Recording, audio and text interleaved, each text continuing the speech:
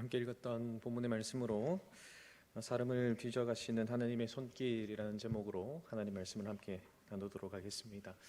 우리가 예수님을 믿으면 사람이 변한다라고 얘기합니다. 그런데 변하니까요? 변합니까? 어떻습니까? 변한다고 하려고 하니 안 바뀌는 것 같기도 하고, 또 안 바뀐다고 하려고 하니 믿음이 없는 것 같기도 하고, 그렇죠. 근데 제일 바뀌지 않는 사람이 누굽니까? 내 옆에 있는 누구도 아니고요, 납니다. 자기 자신이 제일 안 바뀝니다. 예수님을 믿으면 바뀐다, 변화된다 라고 하는데 참 안 바뀌는 것 같고 더디 바뀌는 것 같습니다. 왜 그럴까요? 그 이유를 생각해 보면 자기 자신의 그 본질적인 모습에 직면하는 것을 싫어하기 때문인 것 같습니다. 그러다 보니 자신이 바뀌어야 하는 모습, 그 부분을과 맞닥뜨리면 계속해서 회피합니다. 저도 그렇더라고요. 아내와 한 10년 살면서, 10년 넘게 살면서 아내가 이제 제 단점을 제대로 보기 시작했습니다. 사랑이 푹 빠져 있을 때는 다 좋아 보였는데 이제 하나씩 안 좋은 게 보이나 봅니다. 그래서 이야기합니다. 그러면요, 예 아내님 감사합니다, 이렇게 하면서 받아들여야 되는데 못 받아들입니다. 항상 이 핑계 저 핑계 대면서 이래서 그렇고 저래서 그렇고 하면서 스스로를 합리화하는 제 모습을 보게 됩니다. 하나님 말씀 앞에서도 우리가 그렇지는 않습니까? 이 정도면 괜찮지 생각합니다. 하나님 말씀이 우리를 탁 찌를 때에 에이 그래도 그 정도는 아니다 생각합니다. 한 목사님이 그렇게 표현하시더라고요. 우리는요 국가대표급 죄인이라고요. 죄인인데 그냥 죄인이 아니고요, 다 하나님 앞에 세워놓으면 국가대표급이라고. 그런데 그런 말을 들으면 꼭 에이 목사님 저는 그 정도는 아닙니다 이렇게 생각하기도 한다라는 겁니다. 그런데 하나님은요 우리를 끊임없이 우리의 모습, 우리의 본질적인 모습을 직면하도록 이끌어 가십니다. 그래서 그 본질적인 모습에 직면하여서 우리가 변화되어야 될 것이 무엇인지, 또 그 변화를 위해서 결국은 필요한 것이 하나님의 은혜이고 성령의 역사이심을 고백하고 하나님 앞에 부복하기를 요청하신다라는 겁니다. 하나님은 자기 백성을 끊임없이 그렇게 이끌어 가십니다.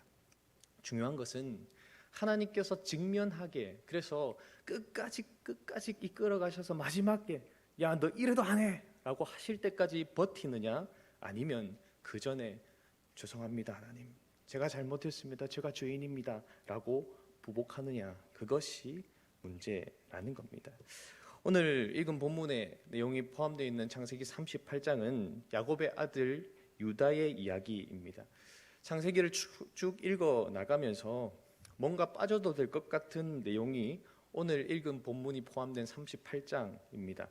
38장이 없어도 37장을 읽고 39장으로 바로 이어서 읽어도 전혀 문제가 없습니다. 내용을 이해하는데 전혀 어려움이 없다라는 겁니다.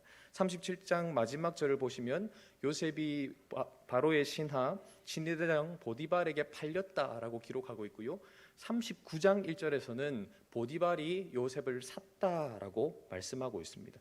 바로 그냥 연결되어서 이어지는 내용이라는 것입니다. 그런데 왜 창세기 38장이 여기에 기록되어 있을까요? 그 이유는 창세기 37장부터 창세기 50장까지의 내용이 요셉의 이야기가 아닙니다. 야곱의 아들들에 관한 이야기이기 때문입니다.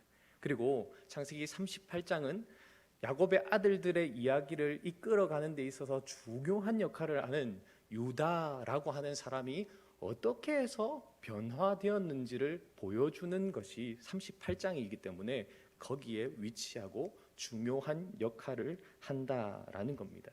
창세기 37장을 보시면 유다는요 굉장히 악한 사람입니다. 여호와 하나님을 믿는다라고 생각할 수 없는 사람의 모습입니다. 오히려 완전히 가나안화되어서 세상 사람보다 더 악한 모습이 그의 모습입니다. 자기 중심적이고요, 자기 유익만을 추구하는 모습이 그의 모습입니다. 형들과 작당하여서 요셉을 죽이려고 했습니다. 일단 구덩이에 빠뜨려 놓고 어떻게 죽일까 고민합니다. 그러다가 야 배고프다 같이 밥 먹자 하고 밥을 열심히 먹습니다. 그 구덩이에서는 요셉이 애걸합니다. 형님들 좀 살려주세요. 일하지 마세요 하면서 애걸합니다. 애걸하는데 어떻게 했을까요? 신경 쓰지 않고 밥 먹습니다. 대단하지 않습니까? 자기 동생을 죽이겠다고 결단한 것도 엄청난 일인데 동생이 살려달라고 그렇게 애걸하고 있는데 밥 먹고 있는 그 사람들의 모습 생각해 보십시오. 그러다가 유다가 한 의견을 냅니다. 창세기 37장 26절에서 27절 말씀인데요. 함께 읽어보도록 하겠습니다. 함께 읽겠습니다. 시작. 유다가 자기 형제들에게 이르되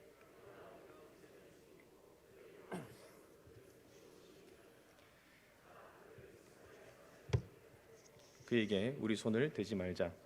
그는 우리의 동생이요 우리의 혈육이니라 하매 그의 형제들이 청종하였더라. 아멘. 이 말씀을 보시면 뭔가 유다가 엄청 착하게 이야기하는 것 같습니다. 죽여서 뭐 하겠노?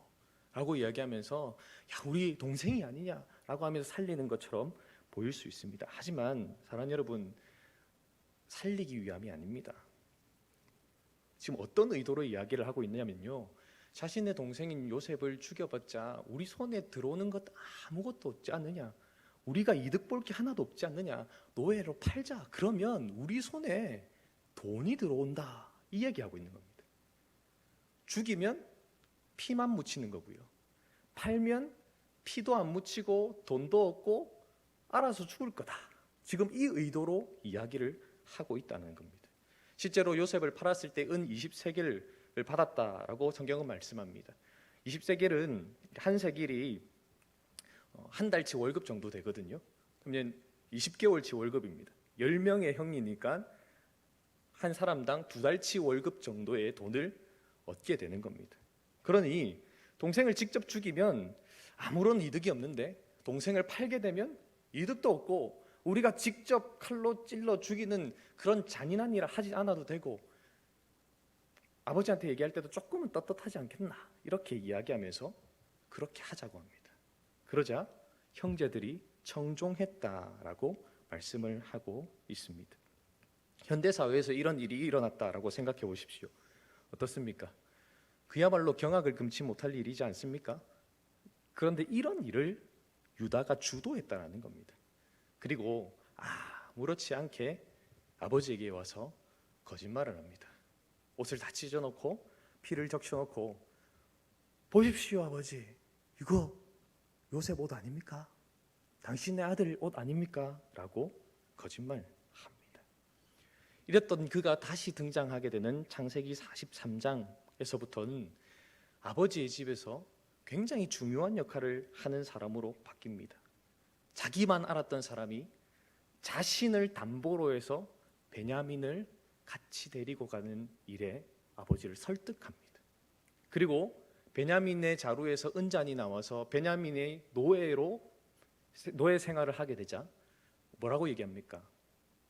요셉에게 내 동생이 아니라 내 동생의 목숨은 아버지와 연결되어 있어서 이 동생이 가지 않으면 아버지께서 죽습니다. 차라리 나를 평생 노예 삼아서 살게 해주십시오 라고 하면서 자신을 오히려 내어놓는 이로 바뀌더라라는 겁니다.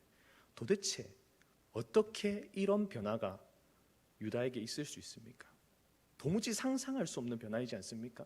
그야말로 자기중심적이고 자기만 알았던 사람이 완전히 타인을 위해서 사는 사람이 되었습니다.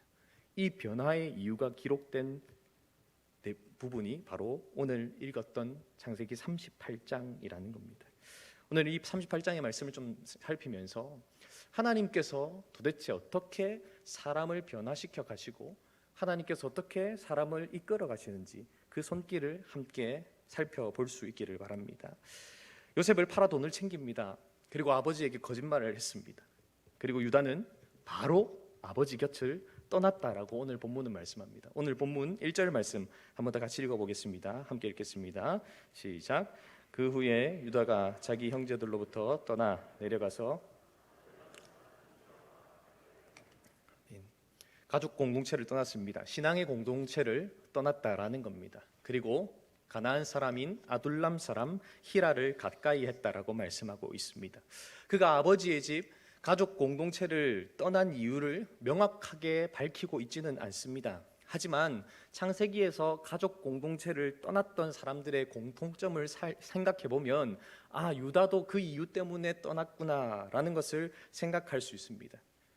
창세기에서 가족 공동체를 떠났던 대표적인 인물이 롯과 또 에서인데요. 이 롯과 에서는 하나님의 약속보다는 세상적인 성공이나 세상적인 부를 추구하기 위해서 그 가족 공동체를 떠나는 선택을 했었습니다. 즉 유다 역시도 세상적인 그 풍요로움, 세상적인 부, 그 가치를 추구하기 위해서 아버지의 집을 떠났다고 추론할 수가 있다라는 것입니다.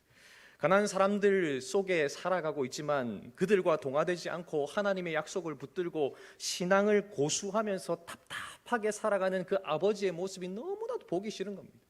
그래서 내가 아버지 떠나서 꼭 성공하고 말겠다라는 생각을 가지고 그는 세상 속으로 내려갔습니다. 그래서 성경은 오늘 본문에서 내려갔다라고 분명하게 표현하고 있습니다. 우리말 성경에는 떠나라고 하는 말이 있지만 사실 히브리 성경에는 떠났다라는 말이 없습니다. 그냥 세상 속으로 내려갔다라고만 되어 있습니다. 세상에 동화되기 위해서, 그리고 그곳에서 성공하는 삶을 살아가기 위해서 그곳으로 가버렸다라는 겁니다. 그리고 그곳에서 가나안 사람 수아라고 하는 자의 딸과 결혼을 합니다. 이 사건을 기록하면서 창세기 저자는 유다가 굉장히 신속하게 빠르게 결단하면서 행했음을 보여주고 있습니다. 다른 설명을 하지 않습니다. 여자를 보았고 취했고 동침했고 임신하고 아들을 낳았다라고 열거합니다. 적극적으로 열심히 그리고 신속하게 이 모든 과정을 진행하고 있다라는 겁니다. 특이한 점이 무엇입니까? 아내의 이름이 드러나지 않습니다. 그런데 장인의 이름은 드러나고 있죠. 장인의 이름이 무엇입니까? 수아입니다. 이 수아라고 하는 히브리어 단어의 뜻은요, 부자라는 뜻입니다. 누구를 만났다고요? 부자 장인을 얻은 겁니다. 부자 장인을 얻었고 그 부자 장인의 딸은요, 자기가 사랑하는 존재가 아닙니다. 어떤 존재일까요? 자신의 가정의 대를 이어줄 사람일 뿐입니다. 그래서 창세기 저자는 일부러 그가 그렇게 여기고 있기 때문에 그녀의 이름조차도 밝히지 않습니다. 그냥 자녀를 생산해주는 그런 존재일 따름이라는 겁니다. 하나님을 떠나서 그렇게 행동하고 있는 유다의 모습을 철저하게 보여줍니다. 하나님은 철저하게 이방인과의 결혼을 원하지 않으셨습니다. 그런데 유다는 스스럼 없이 단행했습니다. 그렇게 나름 잘 나가는 인생을 살았을지도 모르겠습니다. 자녀를 3명이나 연거푸 낳는 모습을 오늘 성경은 기록하고 있습니다. 든든한 친구도 있었습니다. 부자인 장인도 있었습니다. 그런데 그렇게 성공했다고 이만하면 됐다라고 생각할 시점에 문제가 생기기 시작했습니다. 주 안에서 사랑하는 성도 여러분, 하나님을 떠나서 우리의 삶을 세우는 일이 가능할까요? 처음에는 가능해 보일지도 모르겠습니다. 하지만 사랑하는 여러분, 하나님이 세우시지 않으면 모든 것은 허물어질 수밖에 없습니다. 그래서 시편 127편 1절에서 솔로몬은 이렇게 말합니다. 여호와께서 집을 세우지 아니하시면 세우는 자의 수고가 헛되다라고 말입니다. 사랑하는 성도 여러분, 하나님이 세우셔야 합니다. 하나님께서 나의 삶도 세우셔야 되고, 하나님께서 나의 가정도 세우셔야 되고, 하나님께서 우리 교회도 세우셔야 되고, 하나님께서 이 나라 민족도 세우셔야 합니다. 사람의 수고가 필요하기도 합니다. 하지만 사람의 수고와 사람의 애씀만이 있으면 안 된다는 것을 분명히 말씀하고 있는 것이죠. 사랑하는 여러분, 하나님께서 세워가시는 우리의 삶, 하나님께서 세워가시는 여러분의 가정, 하나님께서 세워가시는 우리 교회, 이 나라 민족 될 수 있기를 간절히 소망합니다. 제 첫째 아들 엘이 장성했습니다. 이렇게 장성한 엘 결혼을 시킵니다. 며느리의 이름이 다말이라고 합니다. 그런데 결혼 이후에 문제가 생겼습니다. 아들이 죽었습니다. 성경은 엘이 여호와 보시기에 악하여서 여호와께서 그를 죽이셨다라고 말씀하고 있습니다. 어떤 행동을 했는지는 말씀하시지 않습니다. 그런데 어떠하든 하나님께서 보시기에 악한 행동을 했고요, 엘은 성경에서 하나님이 직접적으로 죽이셨다라고 표현하는 첫 번째 사람이 되었습니다. 우리는 엘의 죽음이 하나님으로부터 비롯되었다라는 것을 알지만 본문에 있는 유다와 다말은 알지 못합니다. 도대체 왜 죽었지? 알 수 없습니다. 그런데 유다는 어떻게든 빨리 대를 잇도록 하기 위해서 둘째 아들로 하여금 형수를 아내로 맞이하도록 했습니다. 이런 제도가 우리에게는 굉장히 낯설지만 고대 근동에 있어서는 일상적이고 일반적인 법률입니다. 가문의 대가 끊어지는 것을 막으려는 것입니다. 신명기 25장 6절에서 10절에선 하나님께서도 이 제도를 말씀을 하셨습니다.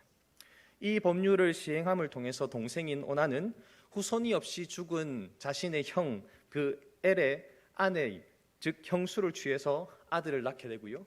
그 첫째 아들은 자신의 아들이 아니라 이제 형의 아들로서 여기며 자신이 양육해야 됩니다. 그렇게 양육함을 통해서 형의 대를 잇도록 한다라는 겁니다. 형의 재산이나 땅 그것을 자신의 소유로 만들지 않고 형이 받아야 될 분깃을 자신의 것으로 여기지 않고 형의 몫으로 남겨두는 그런 제도입니다. 사실상 자신이 아이를 낳아야 되고요. 또 그 아이를 자신이 양육해야 되기 때문에 죽은 형을 향한 동생의 희생 제도라고 할 수 있습니다. 그만큼 사회적으로 존경을 받는 일이기도 했다라는 겁니다. 이 법률에 따라서 오나는 형수와 결혼을 했습니다. 그런데 9절 말씀을 보면요, 오난의 태도가 조금 이상합니다. 9절 말씀을 함께 읽도록 하겠습니다. 9절입니다. 시작. 오난이 그 씨가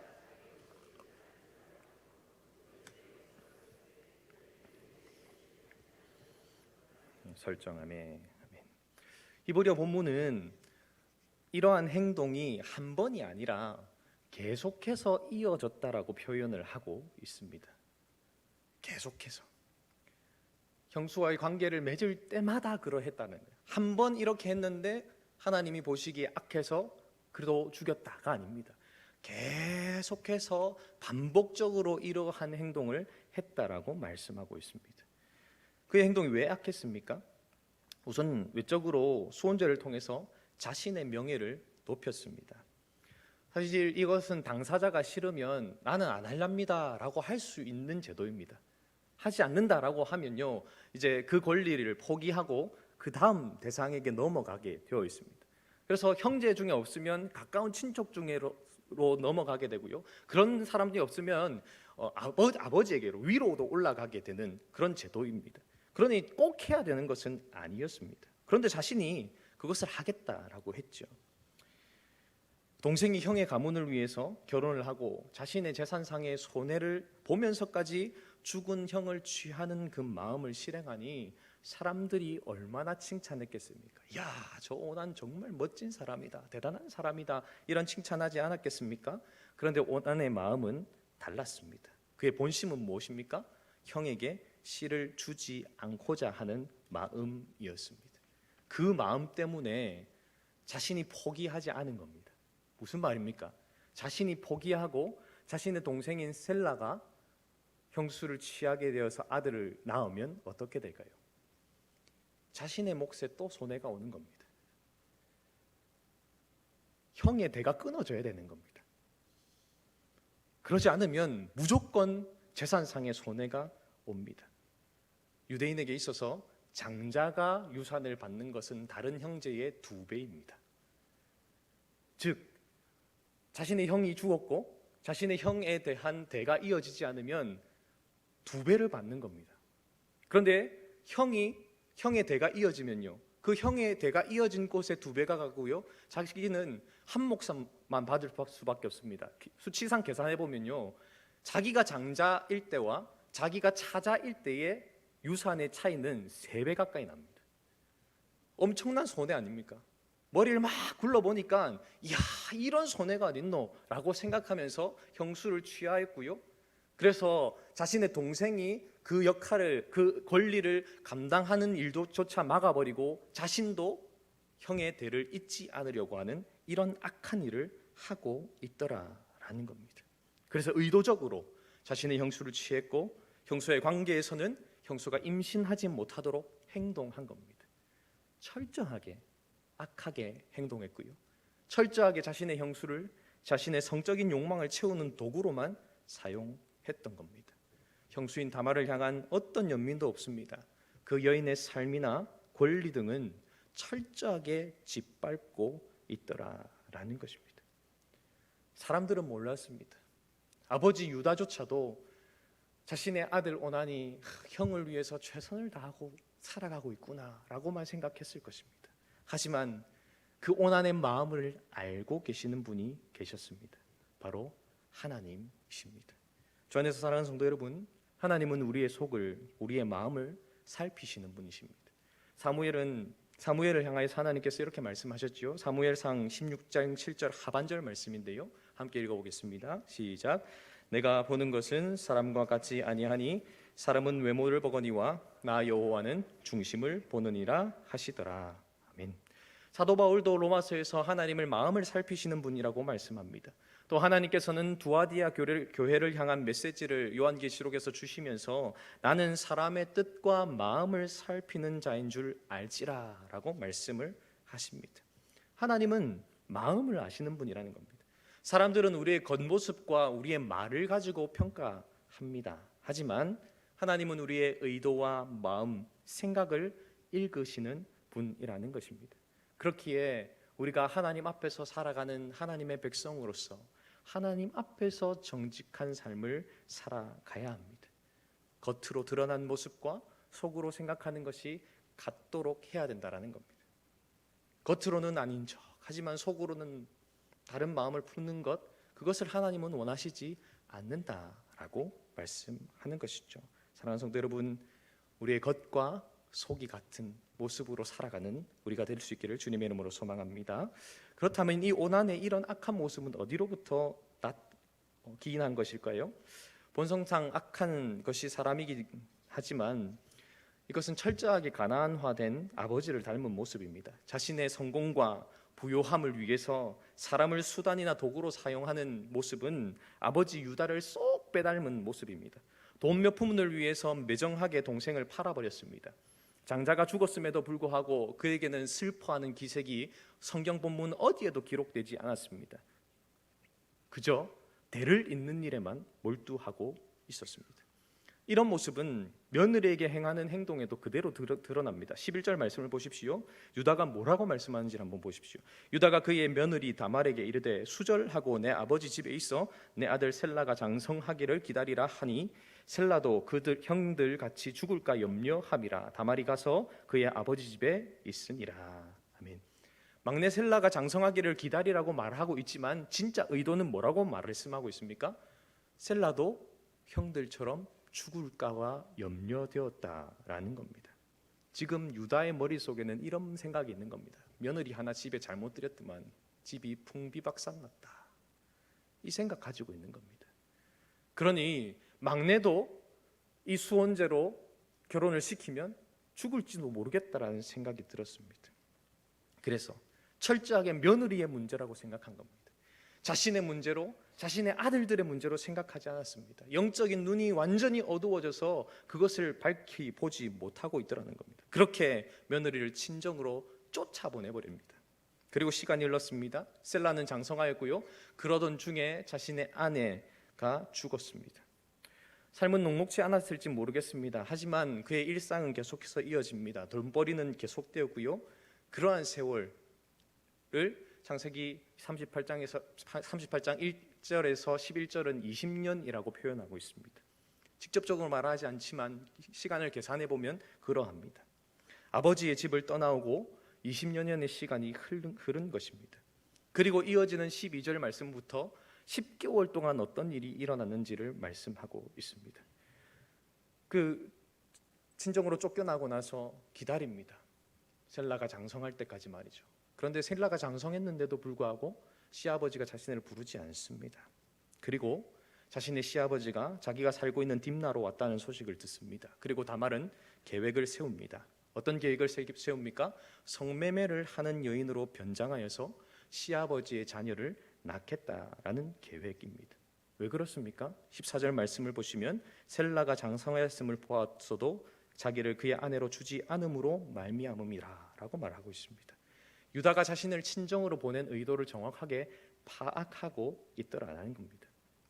그리고 자신은 이 행동을 통해서 시아버지가 자신에게 얼마나 잘못된 행동을 하고 있는지를 보이기를 원했던 것입니다. 그리고 시아버지가 자신이 성매매를 하는 여인으로 보이면 자신에게 돈을 주고 성을 사고 팔려고 할 거라는 것조차도 알았던 겁니다. 그만큼 며느리가 보기에도 유다는 악했던 시아버지였던 겁니다. 그렇게 다가온 유다를 향하여서 이 며느리가 담보물을 요구합니다. 무엇을 요구합니까? 도장과 그 끈과 지팡이를 달라라고 말하는데요. 지금 현대 사회로 생각한다면 인감 도장과 신분증을 달라라는 겁니다. 말이 됩니까? 여러분, 누가 인감 도장과 신분증 달라고 하시면 주실 분 계십니까? 네, 듣고 계시지요? 아무도 없을 겁니다. 아무도 인감도장이나 신분증 함께 달라고 하면 줄 사람 없습니다. 그런데 지금 그걸 주고 있는 겁니다. 돈도 없이 성적인 욕구에 해결하는 데에 눈이 멀어서 그렇게 행하고 있더라라는 겁니다. 하나님의 말씀, 하나님 앞에서의 삶은 온데간데였고 그저 자신의 육체적인 욕구를 따라 자기 중심적으로 살아가는 유다였습니다. 그렇게 욕구를 해결한 유다가 3개월 후에 한 소식을 듣습니다. 자신의 며느리가 행음하였고 임신했다라고 하는 소식을 들었습니다. 그리고 이렇게 이야기합니다. 잡아 끌고 와서 불사르라 라고 말이죠. 사실 이렇게 처분하는 것은 과한 처사였습니다. 고대 사회에서 행음하였으면 돌로 쳐서 죽이는 것이 일반적이었습니다. 불을 사르는 경우는 거룩한 제사장의 자녀가 행음했을 때는 그렇게 처분하도록 했습니다. 그런데 왜 유다는 이렇게 과분한 처분을 내리려고 했을까요? 앞에서도 말했듯이 며느리 하나가 잘못 들어와서 내 아들들 잡아먹었다라고 하는 생각이 그에게 있었으니까 이 나쁜 여인을 불사르고 빨리 해결해버리고 막내 아들 셀라를 통해서 대를 계속 이어가야겠다라고 하는 생각이 머릿속에 회전됐다는 것이죠. 그러니 기회를 잡은 겁니다. 빨리 죽여야겠구나. 그런데 며느리가 한 소식을 사람을 통해서 전해옵니다. 25절 말씀인데요, 함께 이 말씀을 읽어보겠습니다. 25절입니다. 함께 읽습니다. 시작. 여인이 끌려나갈 때에 사람을 보내어 시아버지에게 이르되 이 물건 임자로 말미암아 임신하였나이다. 청하건대 보소서 이 도장과 그 끈과 지팡이가 누구의 것이니까 한지라. 아멘. 다말이 지금 하고 있는 이 말은 굉장히 중요한 말입니다. 보소서 누구 겁니까?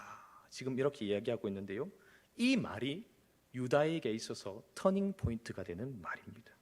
이 말이 유다를 자신의 죄 앞에 세웁니다. 이 말이 유다를 하나님 앞에 세우는 말입니다. 왜 그렇습니까? 이 동일한 말을 그가 했습니다. 그와 그의 형제들이 했습니다. 아버지에게 말입니다. 보십시오, 누구 겁니까? 요셉의 찢어진 채색옷, 그 피에 담궜던 그 채색옷을 보여주면서 보십시오, 이건 누구 겁니까? 라고 말했던 것이 지금 그 며느리의 입술에서 나오는 이 말을 통해서 생각나도록 한 겁니다. 아버지를 속이기 위해서 했던 그 상황과 그 과거를 발견하게 됩니다. 자신의 죄 앞에 자신이 서게 되는 겁니다. 자신을 속였던 아버지, 그 이후로 평생을 울면서 고통 가운데 눈물 흘렸을 그 아버지가 생각났던 겁니다. 반면 자신은 성공을 위해서 아버지를 떠나왔죠. 그리고 아들을 잃는 순간도 있었습니다. 아버지와 동일하게 말입니다. 그런데 그는 고통하지 않았습니다. 눈물 흘리지 않았습니다. 오히려 매정하게, 무정하게 계속해서 성공만을 위해서 달려갔습니다. 그러한 모습을 다말의 말을 통해서 보고 있는 겁니다. 마치 다윗이 나단 선지자의 벼락 같은 소리를 듣고 그 자리에서 엎드려서 자신의 죄를 공개적으로 고백했던 것처럼 유다는 그렇게 자신의 죄를 발견하고 또 그 죄를 고백할 수밖에 없었습니다. 그래서 이렇게 고백을 합니다. 26절 말씀에 이렇게 고백합니다. 유다가 그것을 알아보고 이르되 그는 나보다 옳도다 라고 말이죠.